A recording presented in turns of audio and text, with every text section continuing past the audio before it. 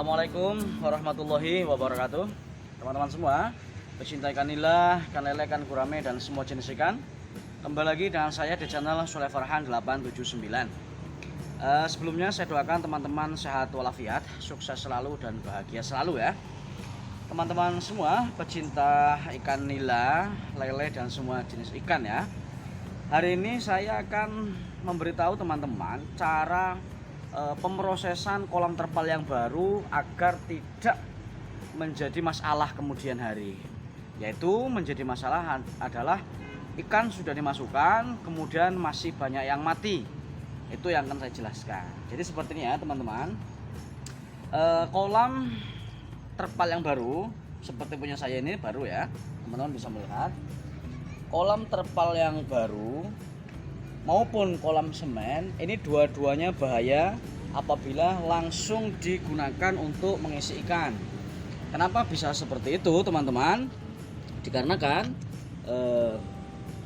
terpal yang baru ini masih ada sejenis obat-obatan yang nempel di terpal. Artinya mungkin saja masih ada jenis-jenis kimia yang bisa berakibat buruk untuk ikan, karena bisa kita rasakan dari aromanya, bisa dirasakan dari lus-lusannya kalau kita lus terpalnya ya, dan sejenisnya.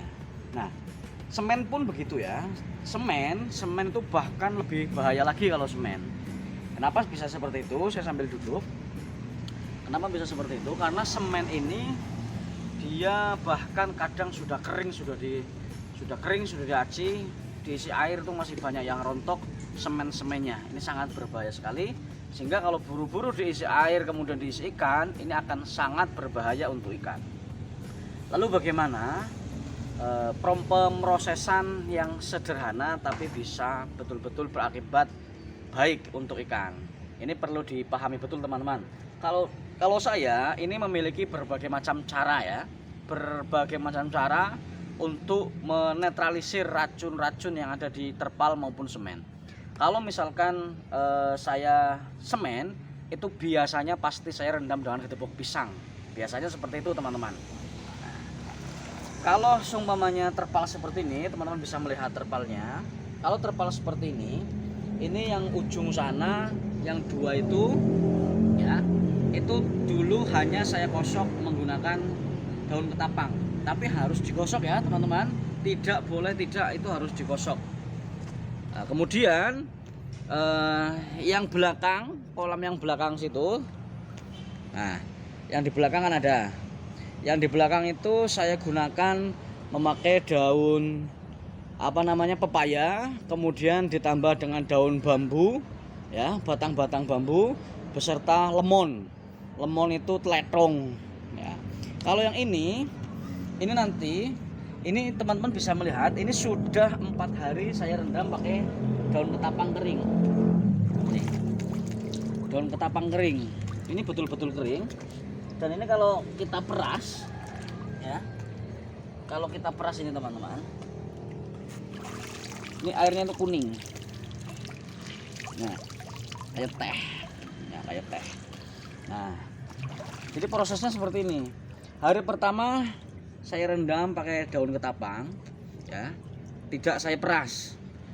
Hari kedua masih daun ketapang ini, sambil duduk-duduk begini saya gosokkan yang di bawah. Ini yang paling penting, yang di samping-samping ini saya gosok-gosokkan begitu, tapi tidak terlalu intens, cuma paling 5 menit sambil jalan begini dah.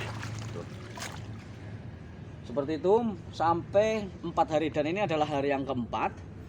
Dan air ini yang sering salah ya. Ini yang sering salah teman-teman di rumah. Air bekas rendaman ini itu harus dibuang dulu ya. Air bekas rendaman itu harus dibuang dulu. Sudah dibuang bersih total, baru nanti ditambah air baru. Nah, ini caranya seperti itu. Tidak boleh air ini, menurut saya ya, tidak boleh air ini langsung digunakan. Tidak boleh. Walaupun memang kenyataannya ikan yang ada di kolam saya ini kemarin baru masuk daun, pasang terpal langsung kita isi ikan 2 ekor. Fungsinya adalah untuk mengantisipasi nyamuk berkembang biak, sehingga tidak ada nyamuk selama 4 hari walaupun tanpa ditutup. Nah, saran saya, menurut saya, air rendaman ini harus dibuang total ya. Nanti diganti air baru, diamkan selama 1 hari 1 malam, barulah di situ misalkan akan dimasukkan sore hari, siangnya itu dikasih garam dan dikasih juga daun ketapang kering lagi. Nanti dikasih daun ketapang keringnya dimasukkan dalam keranjang biar tidak mawur-mawur. Jadi begitu teman-teman. Jadi ada 2 proses. Kenapa air ini perlu dibuang? Karena air ini sudah menyerap aroma-aroma yang ada di terpal itu. Jadi jangan digunakan kembali.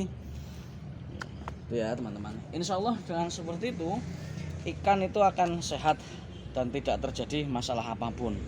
Ini kadang teman-teman yang masih pemula buru-buru, terpal sudah jadi, buru-buru langsung ngisi ikan, malah 2 hari ikannya mati. Kenapa ya? Karena ikan itu keracunan.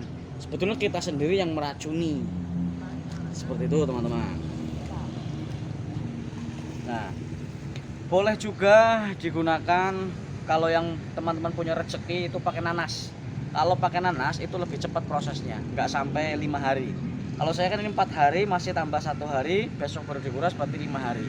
Yaitu menggunakan nanas itu akan lebih cepat. Jadi nanas itu digosok. Jadi nggak usah direndam dulu airnya. Siapkan nanas, gosok semua, sok. Sudah digosok semua pakai nanas, baru diisi air. Biarkan nanas di situ 1 hari 1 malam. Sudah seperti itu baru dibuang airnya. Dibuang airnya ya berarti dibuang airnya berarti 2 hari lah. 2 hari dibuang airnya, sudah seperti itu betul-betul bersih. Kalau nanas itu bersih, baru isi air yang baru. Pengisian air yang baru ini juga jangan langsung dikasih ikan, tunggu kurang lebih 1 hari 1 malam biar pH-nya stabil ya, biar keasamannya stabil, barulah kasih garam kurang lebih setengah hari sebelum pemasukan bibit itu kasih garam. Caranya seperti itu teman-teman. Pokoknya kalau nanas itu cepat sekali yang saya praktekkan. Dulu yang di sana yang pakai daun bambu, yang pakai batang bambu itu setelah kita rendam 3 hari ya, 3 hari malah airnya tidak kita buang semuanya. Kita kuras tapi sisakan karena saya perhatikan airnya bagus dan sayang nutrisi sari-sari dari bambu ini kalau dibuang semuanya. Dan alhamdulillah juga ikan tidak ada yang mati ya, kecuali mati yang berantem.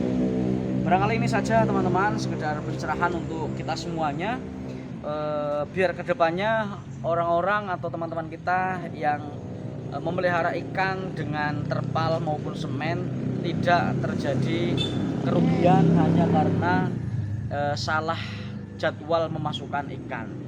Oke ya, barangkali ini saja, mudah-mudahan bermanfaat untuk semuanya. Salam berbagi cerita, berbagi pengalaman dan berbagi rezeki. Salam sukses. Assalamualaikum warahmatullahi wabarakatuh.